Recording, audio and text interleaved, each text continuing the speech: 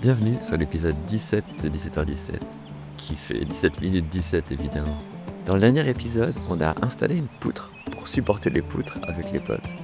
On n'était pas trop de 5 pour ce chantier. Dans cet épisode, je vais commencer un tout nouveau projet, construire un abri entre 4 murs en ruine juste devant la maison. Un endroit qui m'avait jamais vraiment intéressé, mais qui va me changer la vie. Bon, comme d'habitude, je pensais y passer une semaine, mais ça va m'en prendre plus de 3 je pense. À chaque vidéo, je lis tous vos commentaires. Merci beaucoup pour tous vos conseils, vos messages d'encouragement, ça me fait vraiment plaisir. Et si vous avez des questions, n'hésitez pas à les poser dans les commentaires. Pensez à vous abonner pour ne pas louper la suite de l'aventure.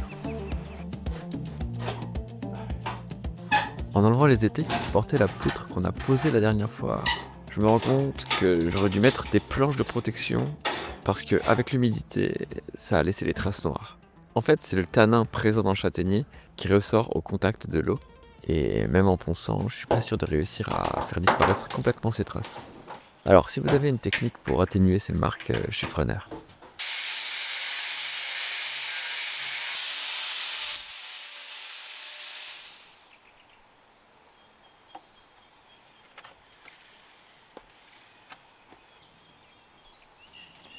Là, je prends des mesures pour transformer ce lieu que j'avais complètement laissé de côté. Juste devant la maison, il y a une petite place entourée de 4 murs en ruine. Et après un très gros nettoyage, je vais construire un abri ici pour pouvoir y stocker du bois de chauffage, toutes sortes de matériaux. Ça va vraiment m'aider d'avoir un abri ici juste devant la maison. Bon, je vais devoir enlever cet arbre-là. Il me gêne et en fait on voit qu'il servait à tenir ce tuyau. Ce tuyau, c'est le tuyau qui alimente ma voisine au-dessus. Du coup, je peux pas juste l'enlever. J'avais déjà passé un tuyau sous le chemin là.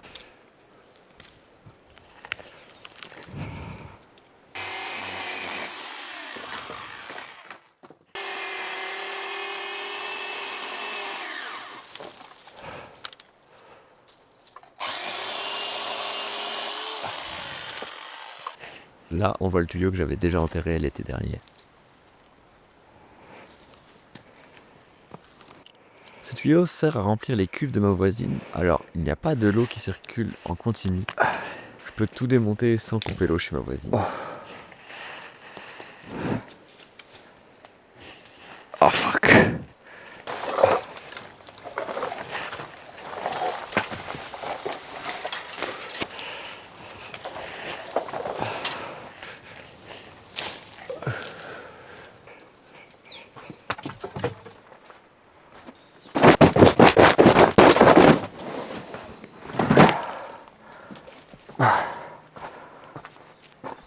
Bon, j'ai pas les bons raccords pour les tuyaux, alors je ferai ça demain. Là, je vais commencer à couper les arbres qui ont carrément poussé dans les murs qui vont me servir pour faire mon abri.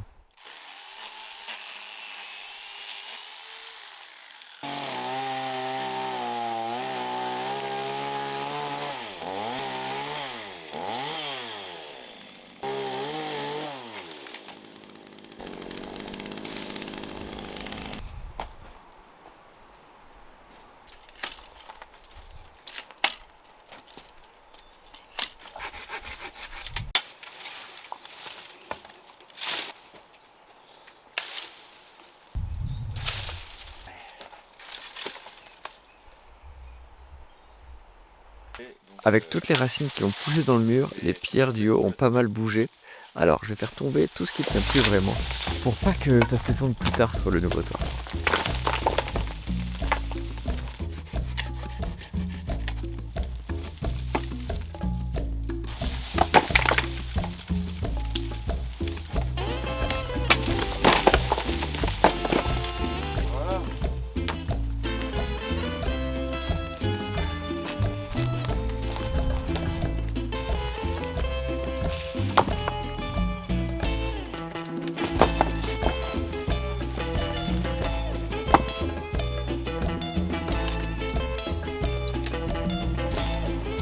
Bon, hier, en voulant raccorder des tuyaux, je me suis rendu compte que j'avais pas de raccord, tout simplement.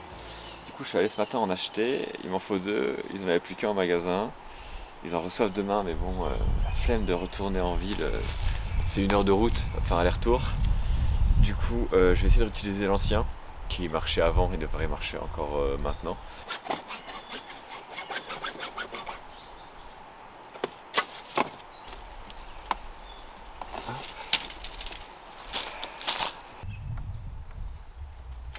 juste pour ton plaisir.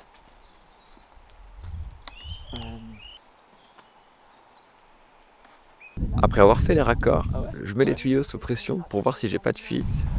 Et j'ai une fuite. Même en essayant de serrer aussi fort que je suis bête, ça coule toujours. Non, moi c'est bon.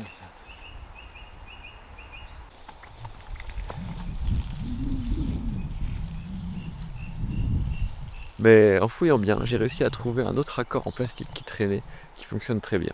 Plus de fuite, vive l'eau. J'ai coupé le dernier arbre ici qui a poussé carrément dans le mur. Mais des fois, la tronçonneuse veut pas travailler.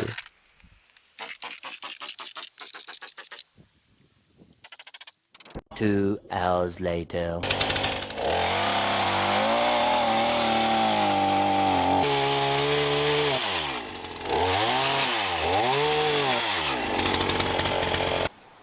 Je prépare de la chaux pour consolider les murs que j'ai taillés.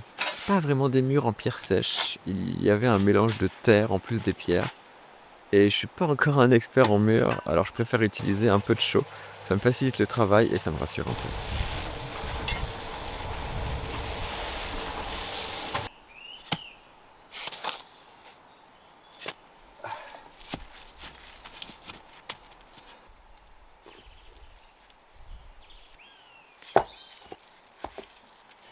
Bon, par contre, c'est clairement une galère pour trouver les bonnes pierres aux bons endroits.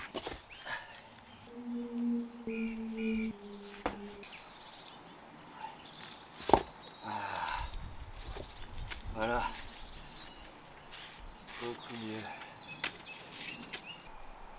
Je m'arrête là pour ce soir, je ferai ça plus propre demain.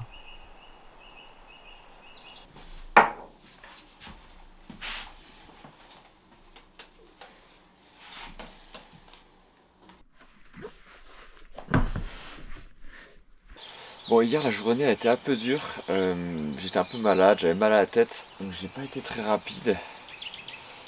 Mais ça va beaucoup mieux ce matin, donc c'est parti.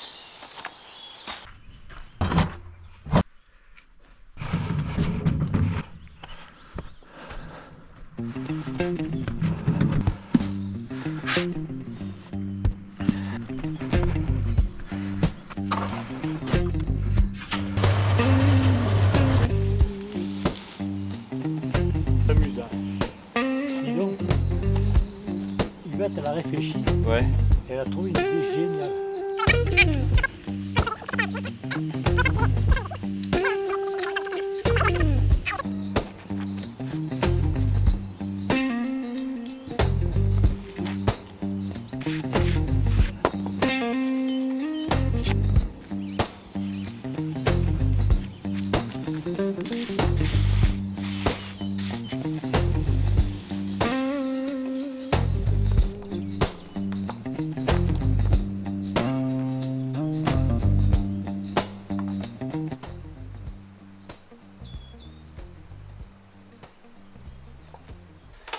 Maintenant que je dors à l'étage, il serait temps d'installer un store au deuxième Velux, le plus grand.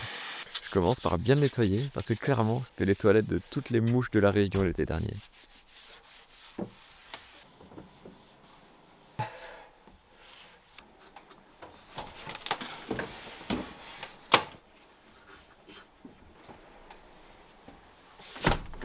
Voilà.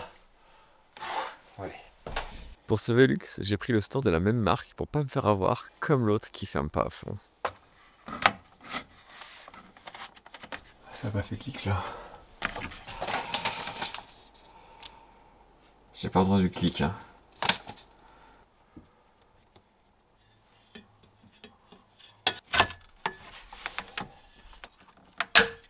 Ok.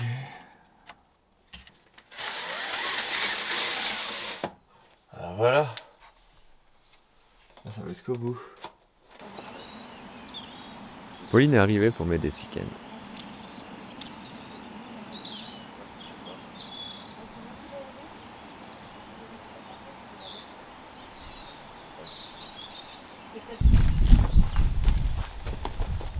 Moi je pense qu'il faut déjà enlever les gros cailloux Ouais. et après les plus petits. Donc on va, je sais pas moi si j'arrive à porter une pierre toute seule. Ça aussi il faut qu'on vire. Ouais. Bah viens on prend les gros cailloux ensemble. Cailloux. putain, ça va être encore quelque chose. Bah, sinon on va les faire rouler parce qu'ils sont trop lourds. Ouais, c'est pas bête. Donc ces pierres-là, après, tu vas les utiliser pour... Ouais. Je sais pas encore pourquoi, mais...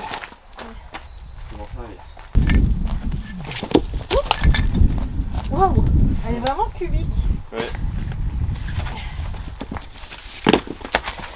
C'était...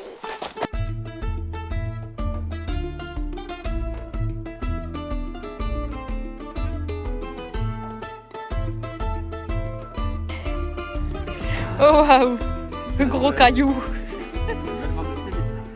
Puis elle est plate, elle est bien.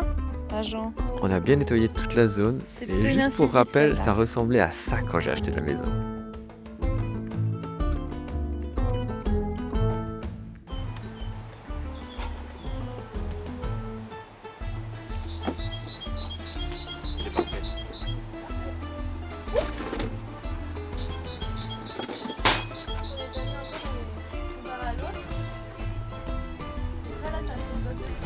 Ah ouais.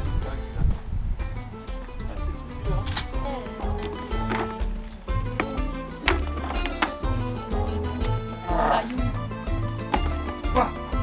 Ça va?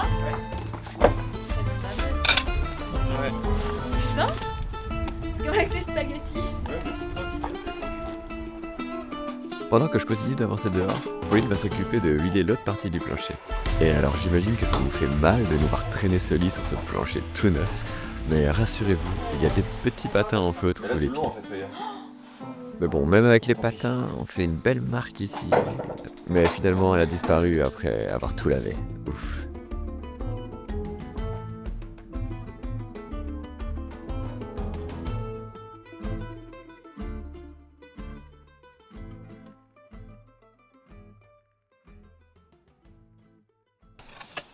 Là, je vais faire 4 plots en béton aux 4 coins pour supporter les poteaux de l'abri.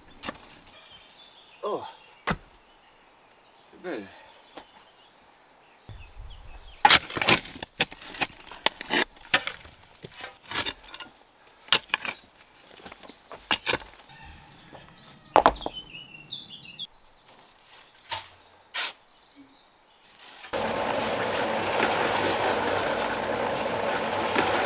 On va mettre un peu.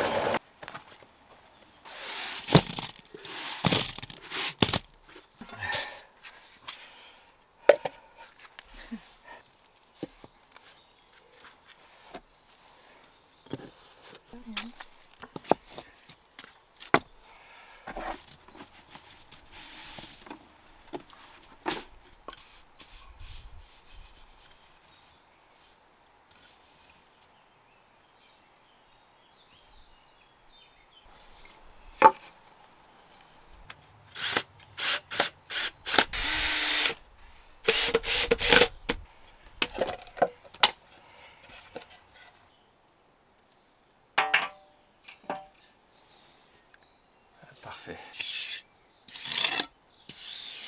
On a eu le temps de faire que 2 des 4 plots en béton aujourd'hui, mais je reviendrai dans quelques jours pour faire les 2 autres. Bien sûr, vous commencez à connaître le menu. Ce soir, c'est raclette. La patate, j'ai pas pris. J'ai oublié. Bah alors. 3 jours plus tard, j'attaque les 2 autres plots, mais en creusant ici, je me rends compte que je suis clairement sur un dépotoir enfui sous la terre.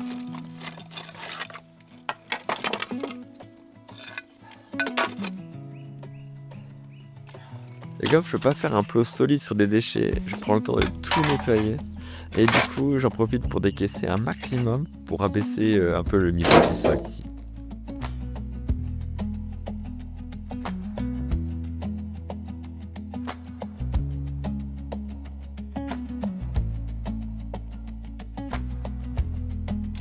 Alors là, je le savais pas encore, mais je viens de tomber sur le boss final des pierres.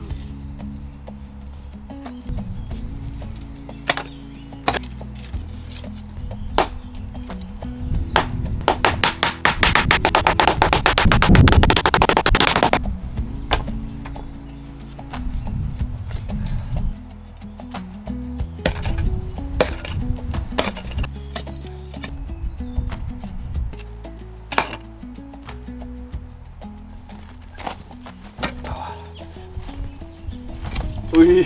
Oh mec.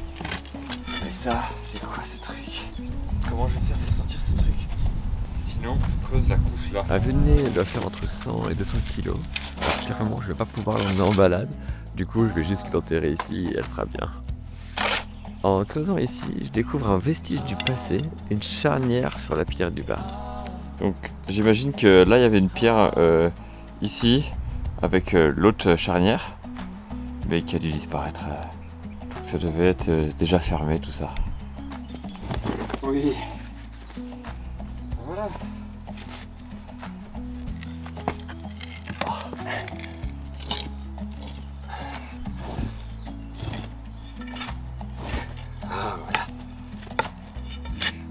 Ah bah voilà.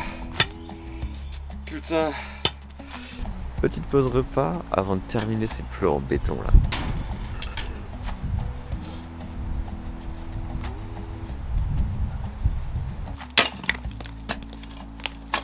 Vu que j'ai bien rabaissé le niveau du sol, je vais pouvoir ranger chalipante ici, et ça m'arrange beaucoup.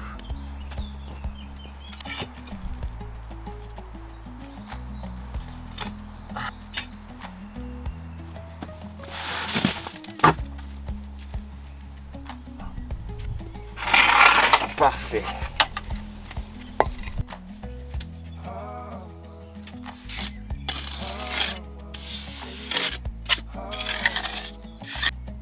Voilà, j'ai terminé les 2 derniers plots. J'attends quelques jours que ça sèche et je vais pouvoir attaquer la structure de cet abri. Et voilà pour cet épisode, un peu plus court que d'habitude, mais le prochain arrive vite. On va continuer et terminer de construire cet abri. Comme ça, ouais. Le printemps et les températures plus douces sont enfin là. Je vais commencer à reprendre un rythme plus dense sur YouTube. Alors pensez à vous abonner pour ne pas louper les prochaines vidéos. Si cet épisode vous a plu, vous pouvez mettre un like, ça me donne de la force pour la suite et continuer cette série sur YouTube. Merci d'avoir regardé cet épisode et je vous dis à très vite pour les prochaines vidéos.